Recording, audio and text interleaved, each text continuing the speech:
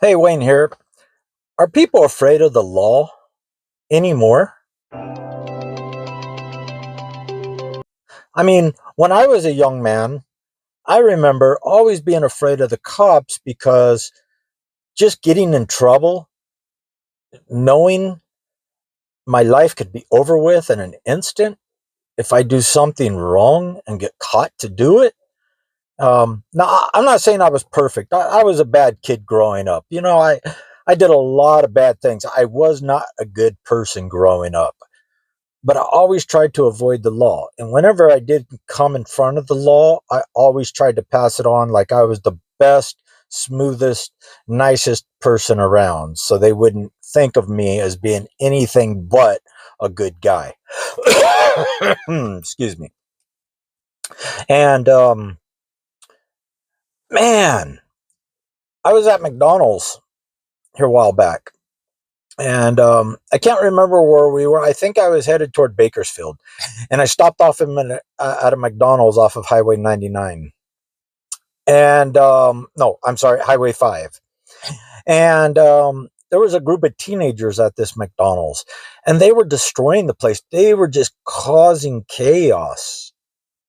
And several workers had come out and asked the boys to, and a couple of girls that were there to pick up the garbage that they were throwing around all over the floor, their table, and the table behind them.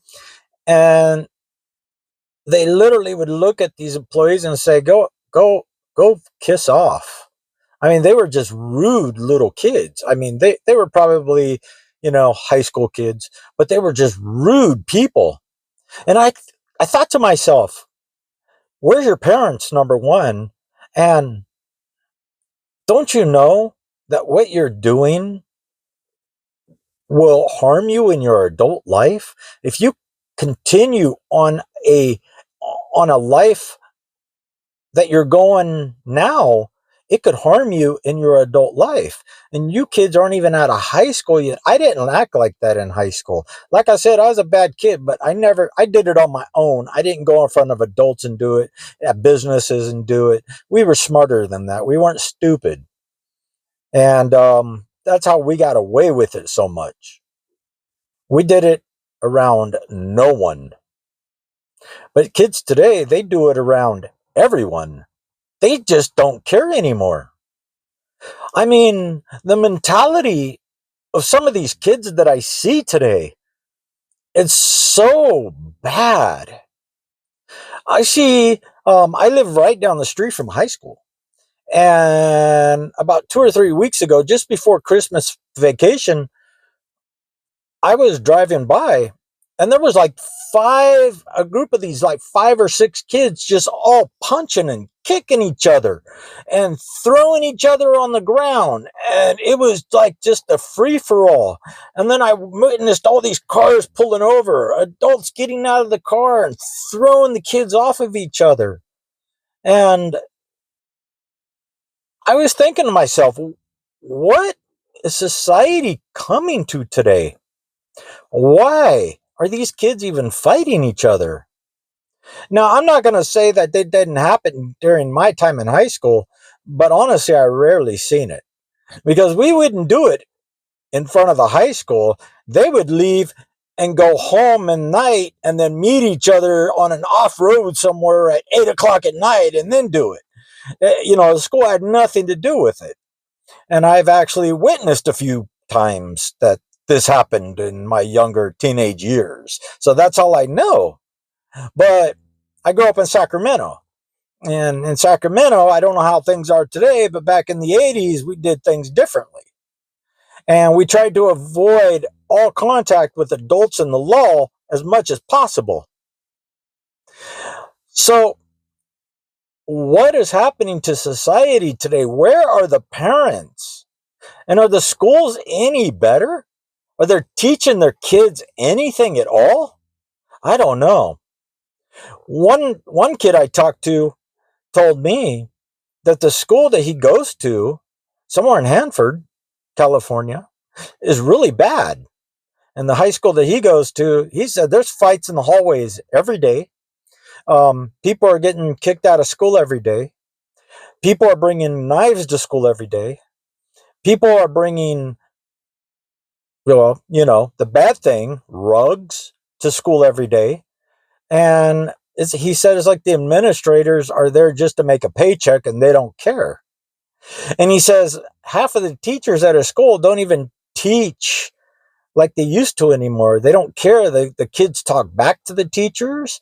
They defy the teachers. The teachers get upset with them and tries to kick them out of the classroom. The principal sends them back into the classroom. The teachers can't teach because the kids are talking amongst themselves and there's all kinds of chaos. And this was told by a 16-year-old kid to me.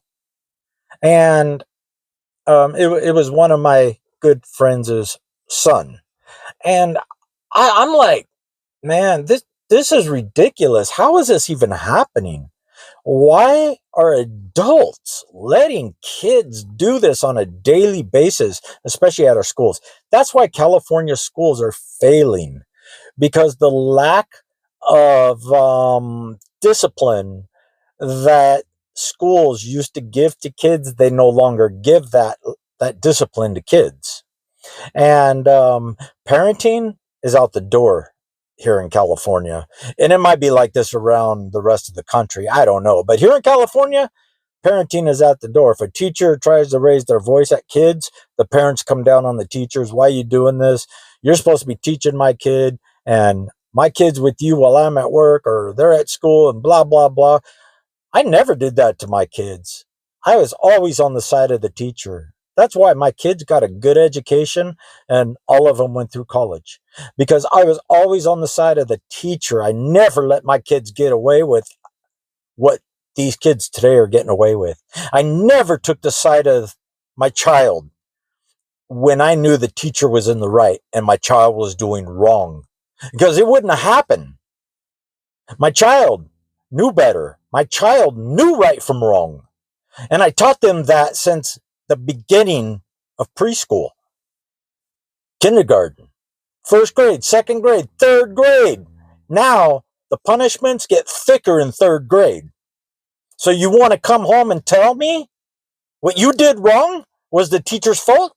No, I didn't think so.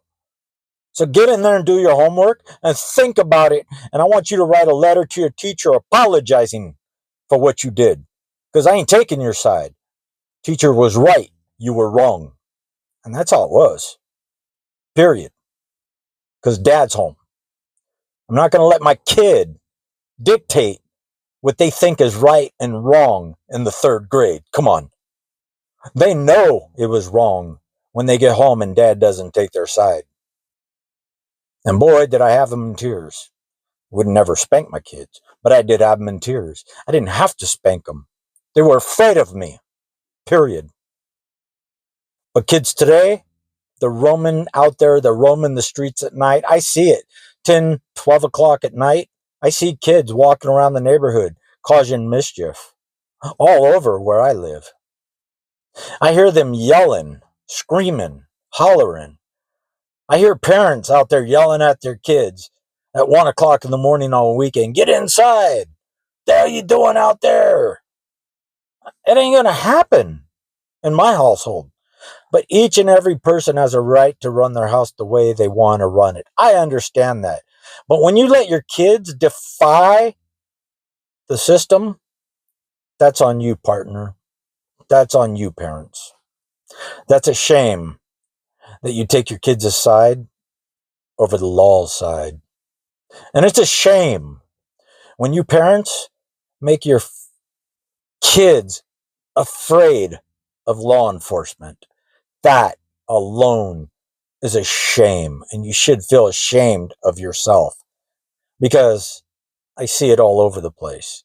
Law enforcement cannot do anything right by the public anymore, and therefore they don't want to do nothing anymore. They don't want to police anymore. And then when they do their job, guess what? All they get is defiant young individuals and defiant adults, older adults. This is getting ridiculous, folks. This is getting out of hand. I've never thought in my lifetime I would see it this bad.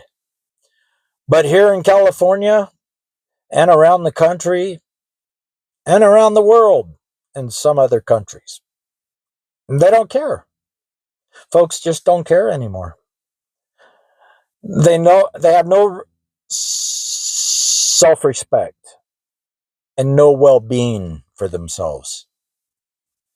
So it is what it is, folks. I can only talk about it. I can't solve it. I'm Wayne. I'll talk to you on the next one.